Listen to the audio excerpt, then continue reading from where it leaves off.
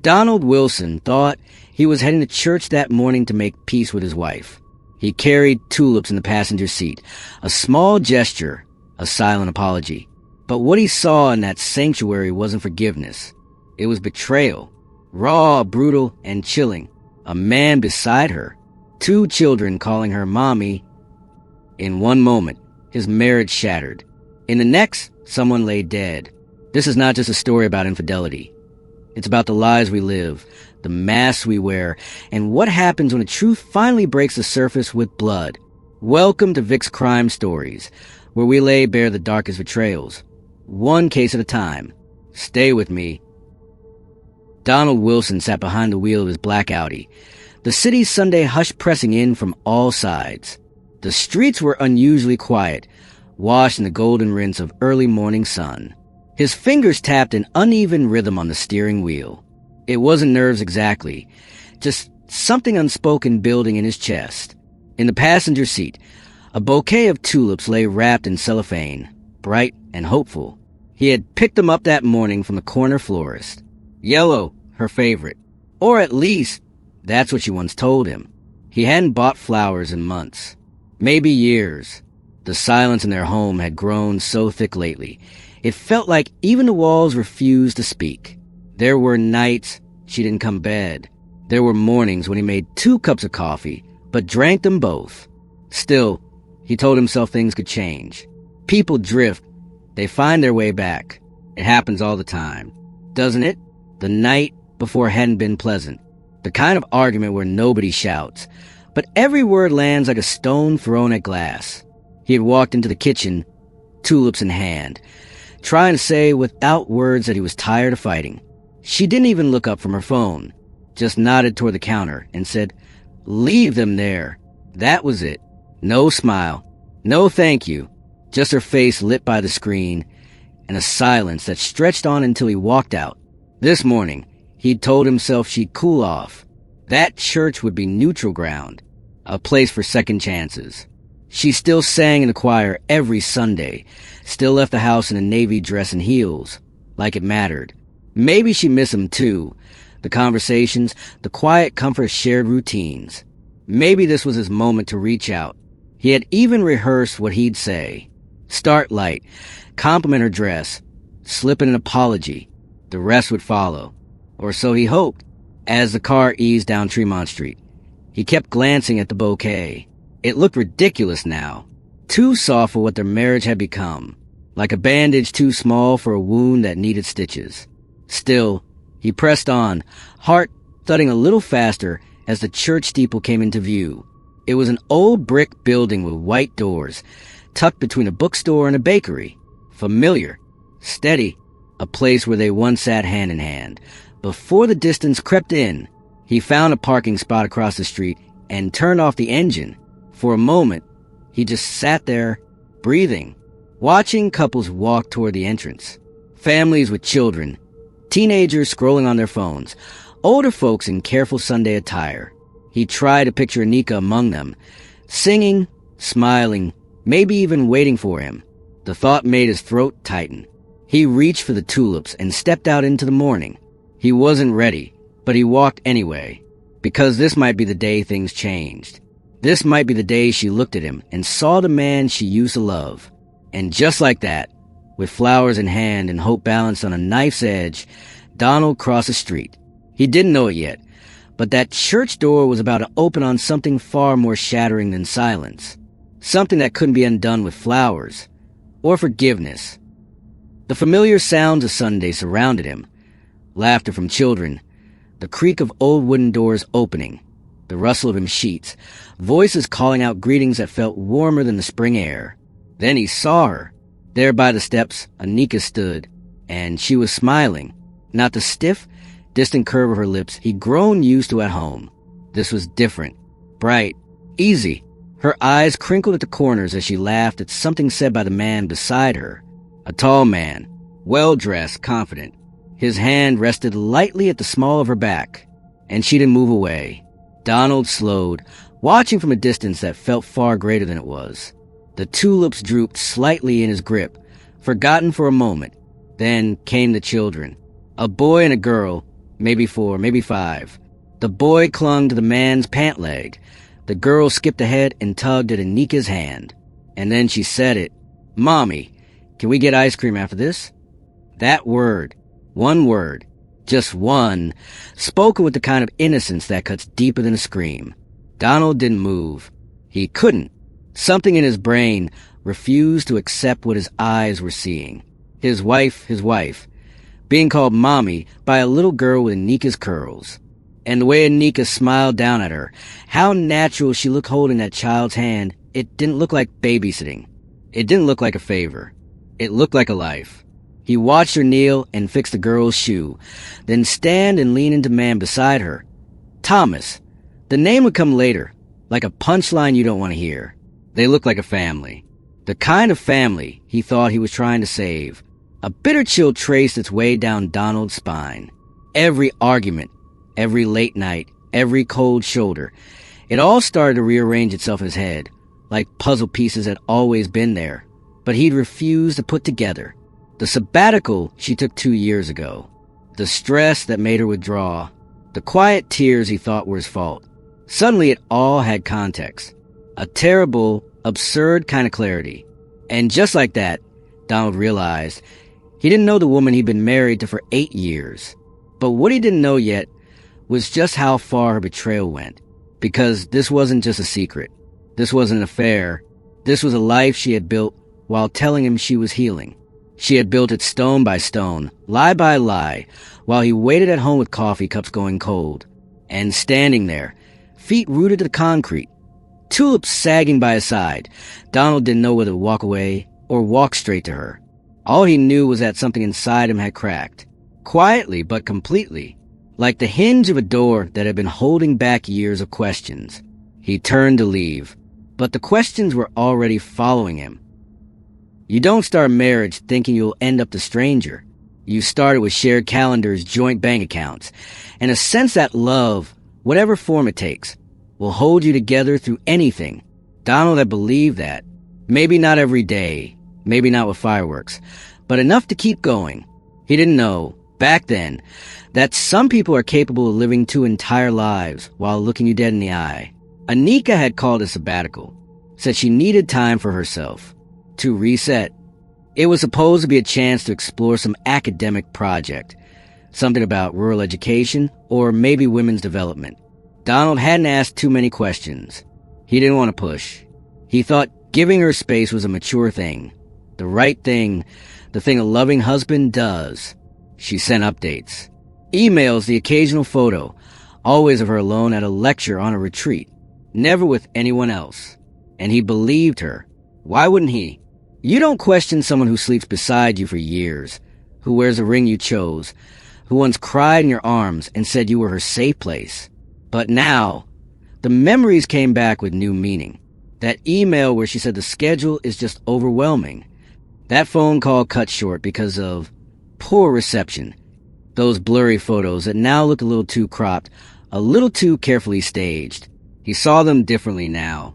Because while Donald was microwaving leftover spaghetti and folding laundry for 2, Anika was somewhere else, building a life that had nothing to do with him. And then came Thomas. He was a name Donald had heard before, not once. No holiday stories, no mention of a colleague by that name. But Thomas had clearly been there for a long time. Long enough for those kids to call Anika Mommy without hesitation. Long enough for them to know her scent, her laugh, the rhythm of her footsteps. And now, Donald was forced to imagine that while he was sitting alone at their kitchen table wondering what he could fix, she had already moved on. Moved on and made replacements. 2 children. 2. That meant this hadn't been recent. That meant the timeline was worse than he thought. That meant Anika had made choices. Real ones. Ones that came with diapers and lullabies and middle-of-the-night feedings.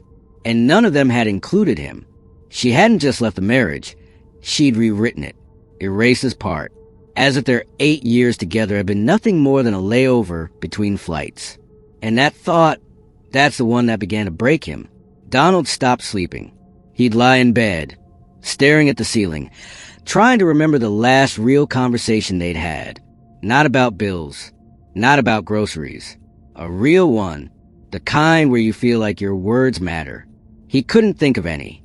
He started digging through old photos, reading every email she'd sent her in that sabbatical. Her words looked different now, colder, rehearsed. He wondered if Thomas had been sitting beside her when she typed them, maybe even laughing, maybe telling her what to say. There was a night he sat in the kitchen with every light off, just him and the refrigerator hum. He held one of the tulips, dried and brittle now, the petals curled like little fists, and whispered, 8 years, and I was just a decoy, a placeholder. It didn't sound dramatic in that moment. It just sounded true. Donald didn't plan on shouting. That wasn't his style. He'd always handled conflict with quiet restraint. Mild sarcasm at worst, a sigh. Maybe the raised eyebrow he thought made him seem mature. But something changes when a person has time to sit alone with betrayal.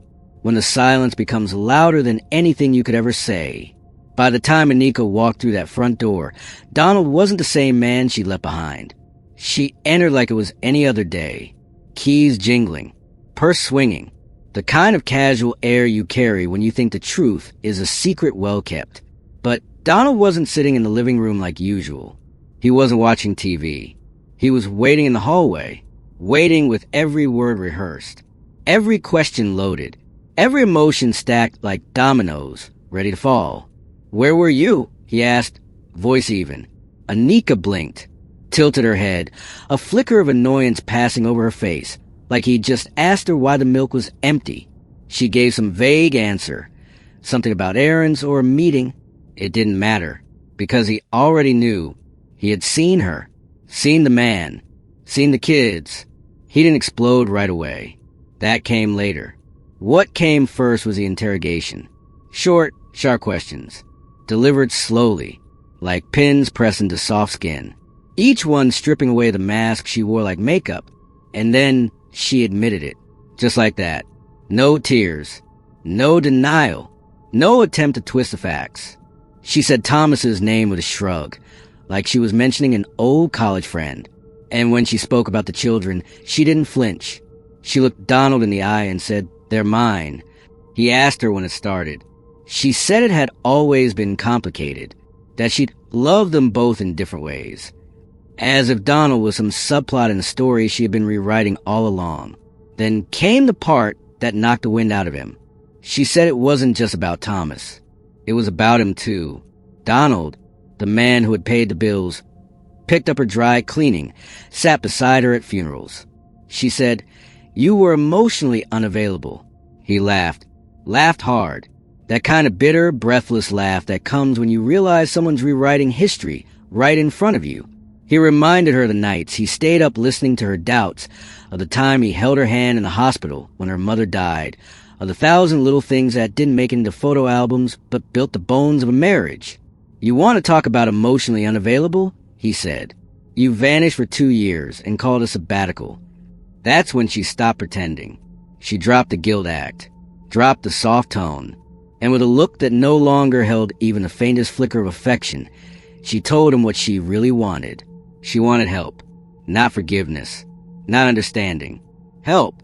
She wanted him to help her navigate custody so she could keep seeing her children, the ones she never told him about, the ones she raised in another life, with another man, while he waited at home thinking she was finding herself.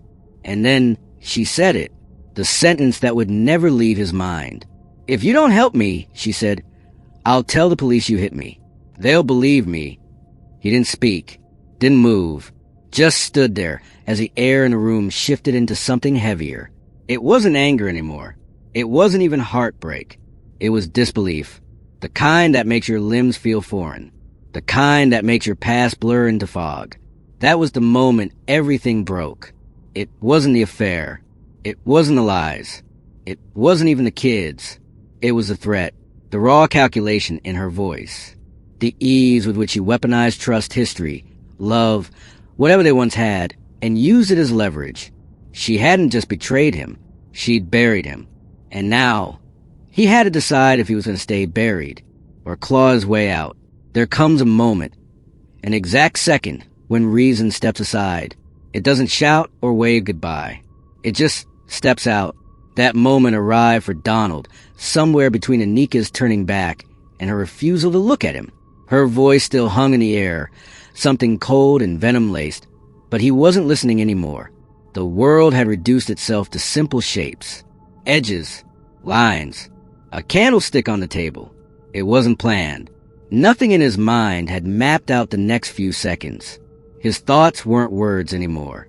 They were sensations, a warmth crawling up his neck, the roar of silence pressing against his ears, the feeling you get when something inside you unhooks quietly and slips out of reach.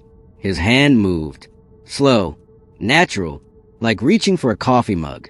He didn't grip it like a weapon. He held it like something familiar, something that had always been there, waiting. She was halfway to the door, still talking, still right in her own mind, and he was still invisible, still the man she had left behind emotionally long before she'd ever packed a bag. There was no remorse in her voice, no second guessing, only demands, ultimatums, strategies. And then she said his name. Once. Just once. But not like someone calling out in regret. No, it was dismissive, final, like she was flipping the last page of a book she no longer wanted to read. And that was when it happened. The candlestick rose like a pendulum, a flash of silver in a room drained of color, a single arc, then a dull thud, and silence. Not the silence of peace, not even the silence of shock. This was the kind of silence that stretches, lingers, holds the air hostage. Donald stood still, completely still, his hand now empty. Time didn't race forward. It didn't freeze. It just hesitated. His eyes didn't immediately look toward her. He stared at the space where the candlestick had been, as if trying to remember how it had ended up in his hand at all. Then he looked. She wasn't moving. Her body folded into itself on the floor, hair tangled over her face, the edge of her blouse stained with something dark and slow-moving. His knees nearly buckled, but not from regret, from the weight of what he could never take back. He didn't scream. He didn't cry. He didn't even breathe properly. He just walked backward, like the room had suddenly become unfamiliar, like the walls had shifted and the floor no longer agreed with him. He pressed his back against the wall, slid down and stared at his hands. Those same hands that used to carry grocery bags, fix leaky taps, pull Anika close on cold nights. They were now something else, something that had made a decision no one could unmake. And yet, even in that moment, something else was ticking, unseen, unheard, because what Donald didn't know was that someone else was about to get a call, and everything was about to change again. There are moments that never make a sound, but they echo for the rest of your life. Donald sat on the floor, the phone in his hand, his fingers curled tight like they might crumble the device if they tried hard enough. He didn't look at her. Not anymore. He had already memorized the shape her body made when it stopped being hers. A shape that would live in his mind like a photograph he didn't want, but couldn't throw away. He didn't dial right away. His thumb hovered over the screen like it was asking for permission, but there was no one left to ask. No voice to guide him. No judgment louder than his own. So he dialed. 3 rings. Then a breath. And then Thomas. Donald didn't shout. He didn't explain. He didn't even flinch when he spoke. She's dead. Come get your kids. That was it. No backstory. No apology. No warning.